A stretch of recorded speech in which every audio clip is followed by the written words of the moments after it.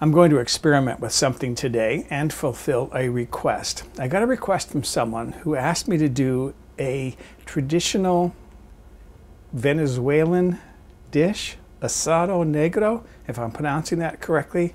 It literally translates roast black. And it's not roasted to the point where the meat turns black, the outside. It's not charred, but the sauces that go into it color it dark. So I did a lot of research on this. He sent me a link to a recipe from the New York Times, which I liked some of it, didn't like some of it. I did a lot of research and learned that there is no one way to make Asado Negro, that it differs from region to region, city to city, town to town, household to household.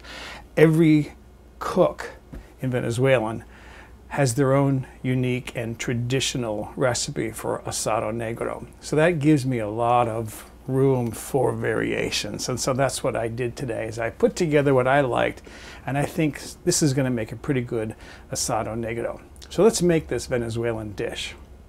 I have here a roast that's a little over 3 pounds. You need a 3 to 4 pound roast. That's 1.4 to 1.8 kilograms. This is not a good cut of meat. It's a beef eye of round, and if you look at it, you can see how lean it is. There's no marbling. So this is not a meat that would be really tender if cooked, say, to rare or medium rare. This is the kind of meat that has to be cooked for a long time to be made tender. But it's got fat on it, so the first thing I want to do is trim this fat off. At least most of it. I'm heating a large enameled cast iron Dutch oven on the stove here with some oil in the bottom, 2 or 3 tablespoons. I'm going to place that in there, and I'm going to brown that on all sides. There's my meat browned on all sides, even the end. I'm going to take this out of the pan. I turned the heat off already. I'm going to set that on a tray aside. I'm going to let this pan cool down a little bit because I have more ingredients to add to it. And that's a little bit too hot right now. Now that this has had time to cool down a little bit here, what I have is 3 tablespoons. Rather, that's 3 tablespoons of white granulated sugar, 1 tablespoon of brown sugar, and then I have 1 cup of dry red wine. That's why I didn't want it too hot. And then I have 1 cup of Marsala. I'm going to bring the heat up under this. I'm going to deglaze this pan. Get those wonderful brown bits up, the fond. And I'm going to reduce this liquid down till it becomes quite reduced. While that liquid is reducing, I'm going to start working on my vegetables. I have here 1 red bell pepper. Just slicing down the outside edge to avoid the seeds and membranes that are inside there. I don't need to be too fussy about these because these are just going to go into the pot for flavoring. So I can just coarsely chop these up. Some of the recipes say to serve the vegetables later with the meat, but I think after they've been cooking for 2 or 3 hours, they're probably not going to be all that good. 1 green bell pepper. So I have other plans as far as vegetables. I have a large red onion here, and I'm going to cut this in half so I can peel it.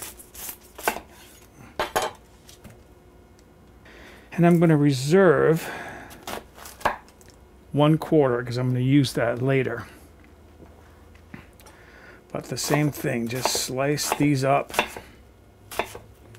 Nothing too fussy. 2 stalks of celery here that I have washed well. And then finally 2 leeks. If you know anything about leeks, you know that they're always really muddy inside. Let's get this top part just trimmed off a little bit here.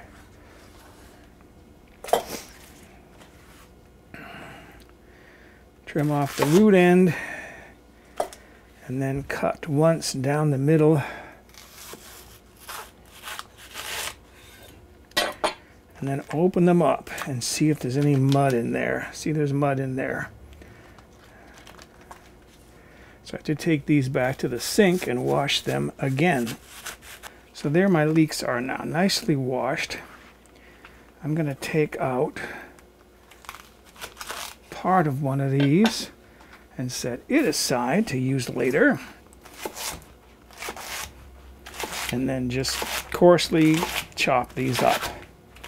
It's all going to go into the pot to help flavor it. Think of it as like similar to a mirepoix when making stock. Now I'm just waiting for my liquid to reduce in that pan, and we can continue with the vegetables. Returning now to my piece of beef. I want to season this, but I want to do it carefully. I don't want to put a whole lot of salt on it because I don't want it to end up, all of that to end up in the liquid and make the liquid too salty. So I'm just going to lightly salt and then pepper the outside. My left hand isn't strong.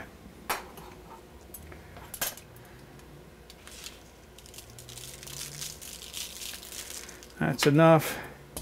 Put some pepper on there. Meanwhile, my liquid is continuing to reduce. This liquid now has reduced quite a bit in the bottom of this pan.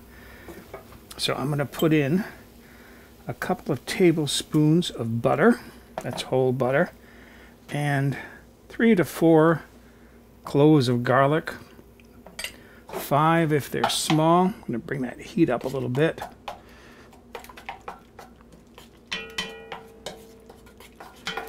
And then I'm going to add my big bowl of vegetables.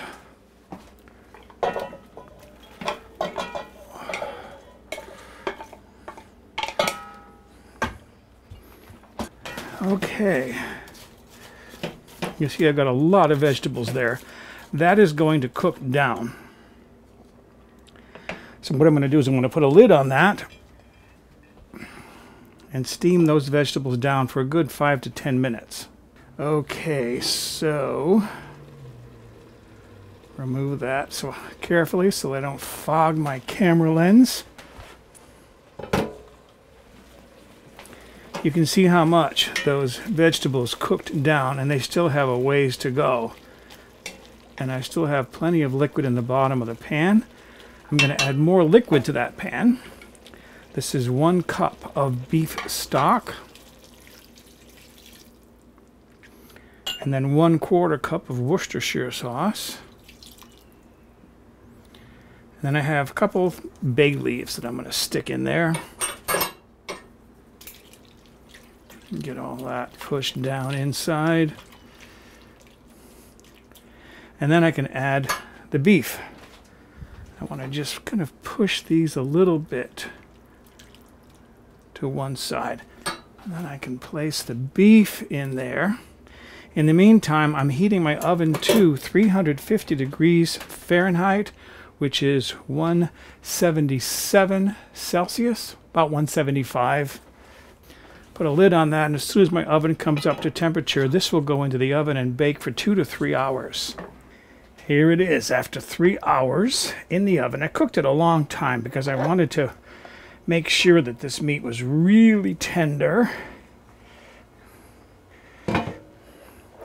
And what I did was every half hour, that noise is my foil, every half hour I went in and I turned it over so that it would cook evenly. It's basically braising.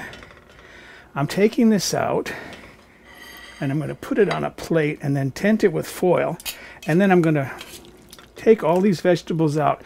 You can put these vegetables on the plate, but these have been cooking for 3 hours. What good are they going to be? I want that liquid, so I'm going to strain it out and save the liquid, and I got some other vegetables to go on the plate. Okay, I want you to see what the old vegetables look like in that pan. This is what I strained out of the pan. But I thought it would be a lot nicer if I grilled some fresh vegetables. These are peppers and onions and some of the leeks that I set aside. Here is my piece of beef. Look how dark that is. Roast black. Yes, it's there. But inside, this should be very tender.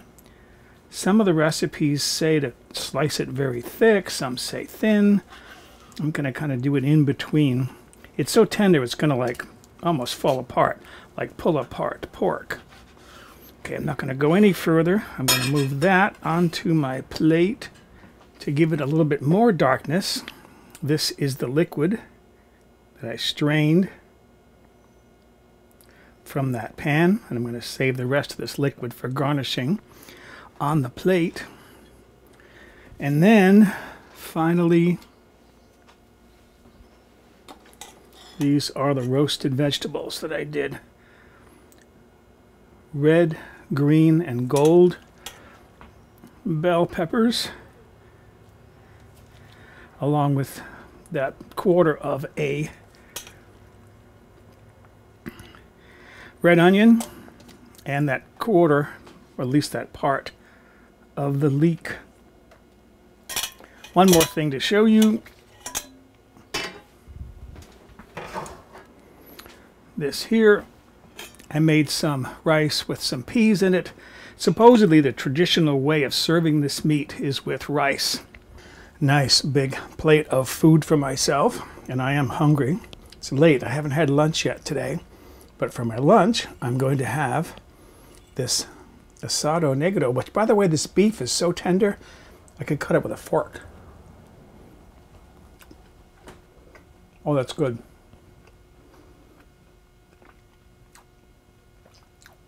Very tender, very delicate, a mild flavor. That is really good. Some of my rice here, I love rice. Good. You can't go wrong with rice. As for my roasted peppers, I'm not eating those because my neighbor up the street loves roasted peppers. I'm giving all these to her. So, excuse me, I'm going to go have a late lunch of Asado Negro. For a printable PDF copy of this recipe with step-by-step photographs, visit my website, mobilehomegourmet.com, and look on the home page or in the recipe archive.